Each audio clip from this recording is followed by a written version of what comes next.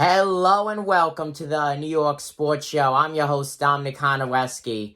We have NASCAR SK Lite driver Nick Anglace on. Nick, how you doing?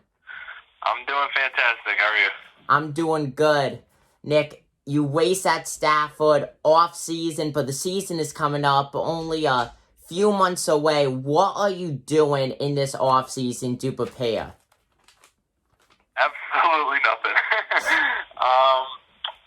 To be honest with you, our off seasons aren't really that busy. We actually haven't even unloaded the car from last year. The car's still sitting in the trailer, and I've been working on my street car, building that into something special. We'll probably unload that car as soon as I'm done with my Subaru, and then get started on that and have the motor sent out and all that. But that'll probably be a February project. That's still really cool. What do you think is easier to drive, an SK Lite or a street car?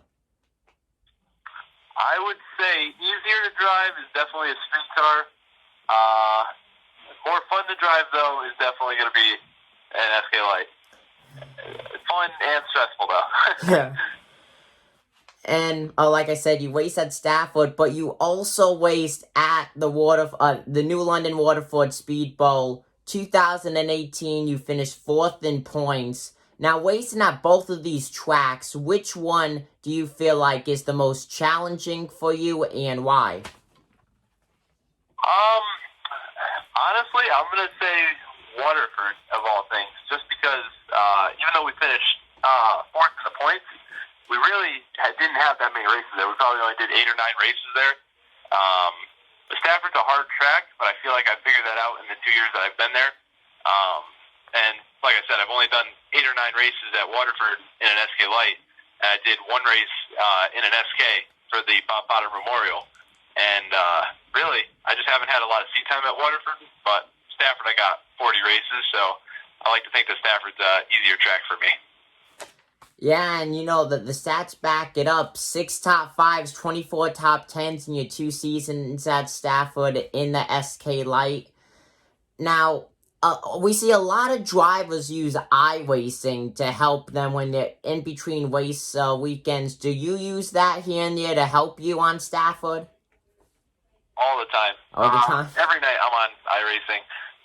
And when I was first learning Stafford, I used iRacing to help me out and really figure out where to lift and where to get back in the gas. And it's not, obviously it's not perfect, but it gives you a good idea. So then when you show up on test day or whatever it may be, you want to go first practice, your brain kind of triggers and says, hey, I know this from iRacing.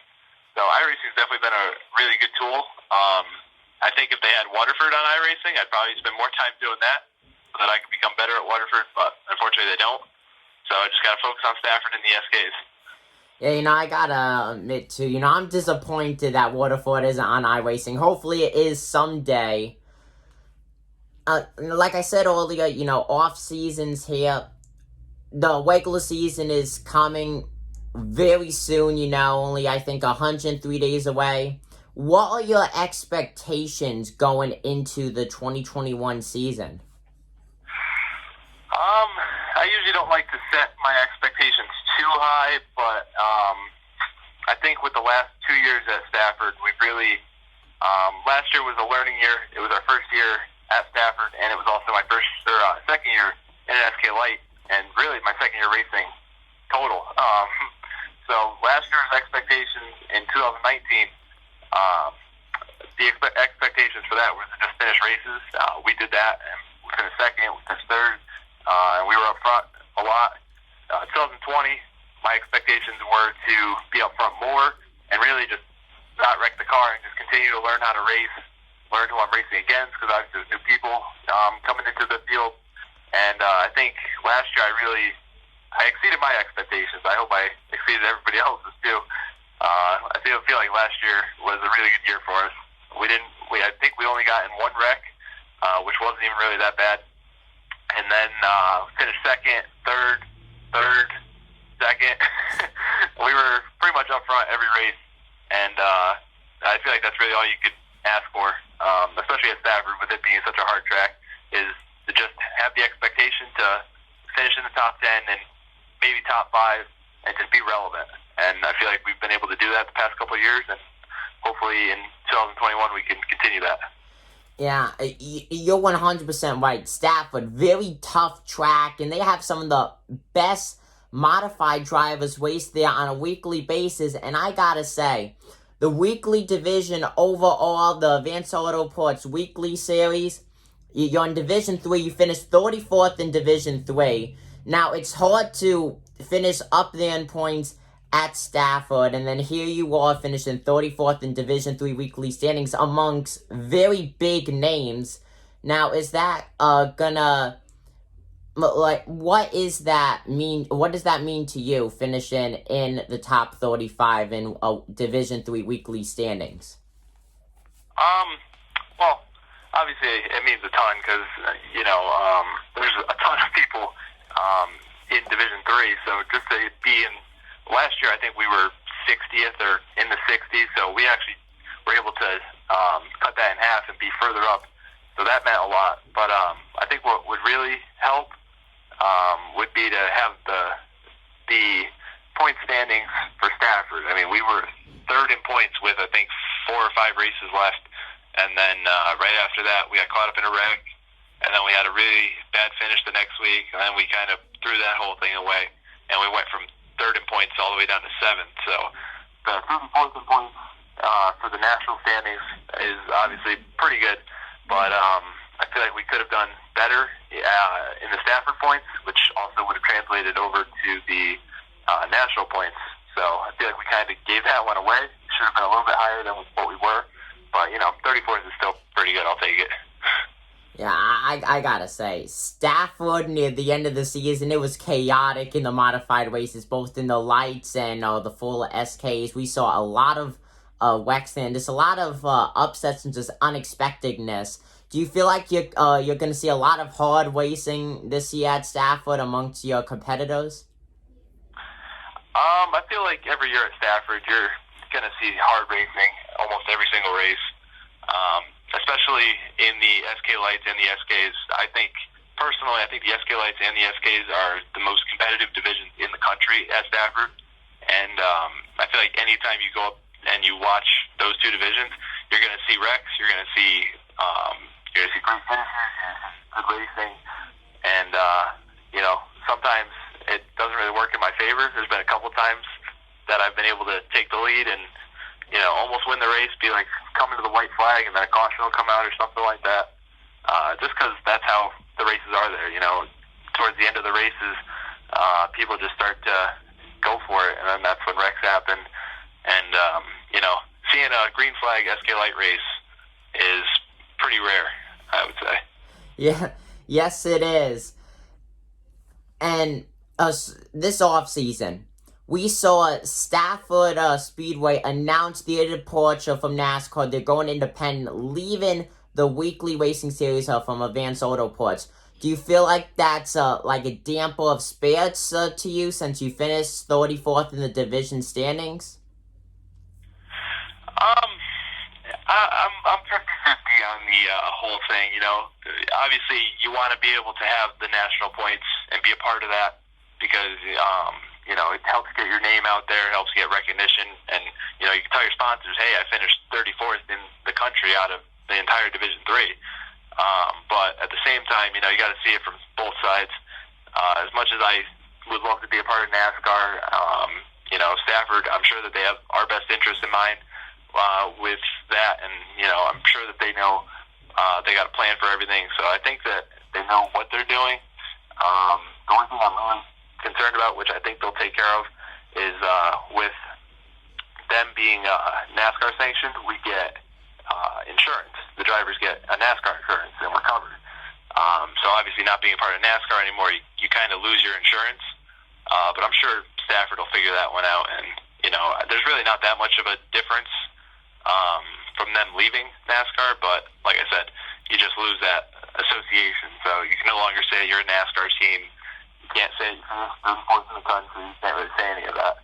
So it kind of makes it tough to get your name out there and have the recognition, but I'm sure we can find other ways to do it. Yeah, I'm sure you could too. Now, I know you said earlier you did not get the car off the trailer yet, but with this whole coronavirus and pandemic going on, how are you and your team taking it for when you do start getting ready? Because we saw at the beginning of the 2020 season, it was just held back. Stafford went to iRacing, only 14 races on the season, and that didn't start late into what would have been a normal racing season if it wasn't for the virus. Are you kind of playing it safe in a way as like for when you start preparing? I think for this year we're gonna really try and play it safe. We're gonna have the car done as soon as we can, and pretty much just put it aside, and just once we get it done, hopefully we'll have it done by February, maybe end of February, and then once we have it done, then we can just let it sit. And then whenever we go racing, we go racing. But definitely can't have what happened last year. Last year, we really didn't work on the car. We were like, all right, we got plenty of time. They canceled the season until at least June. And then all of a sudden it was like, hey, we're racing next week, and we had to build a race car in a week. We actually ended up missing the first race because we weren't prepared. So we just said, all right, it's not worth it. We're not going to go and end up wrecking the car because we rushed and probably forgot something or something like that. So we actually missed the race. And then the next week we came back, and I don't remember where we finished, but I thought it was pretty cool because the last 2 years we've missed at least one race at Stafford, but we've still had the ability to be up there in the point standings with everybody else. So hopefully if we could get a full season in this time, we can definitely have a shot at the championship.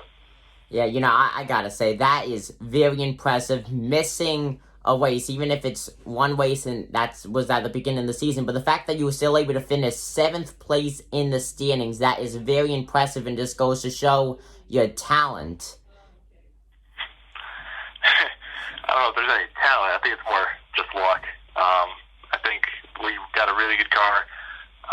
My dad obviously knows what he's doing with the car, so you got to trust that. I feel like racing mostly just comes down to having a good car and just having luck.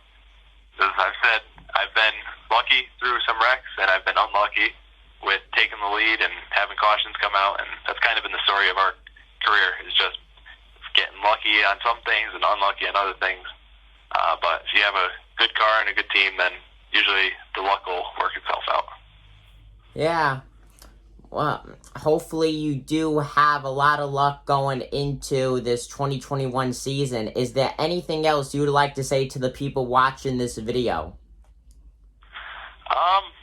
Just gotta do the classic Stafford speech. Just gotta thank everyone for tuning into your YouTube channel, of course. All your subscribers for watching. I gotta thank Box Pest Control, CWPM. Like I already mentioned, my father, he puts a lot of hard work into the car, and some weeks I really don't deserve to be in the car, but he still lets me drive it. Because at the end of the day, I still am a teenager. We like to butt heads a little bit, but I got to thank him and Box Pest Control, CWPM, like I said, and Donnie Silverman for letting me drive his SK back in September at Waterford. That was a cool experience, and I hope that I get to do that again. And yeah, that's pretty much it for people, and obviously my fans. And then that's pretty much it. And I gotta thank you for having me on. No, thank you. It's an honor to have you on. I don't know about that. Trust me, it is. Well, folks. Like guy. Well, folks, that is Nick Anglace, driver of the number 10 SK Lite at Stafford Motor Speedway. Nick, thank you for being on. Thanks for having me. Hopefully we can do it again soon. Yeah, hopefully we can. Thank you.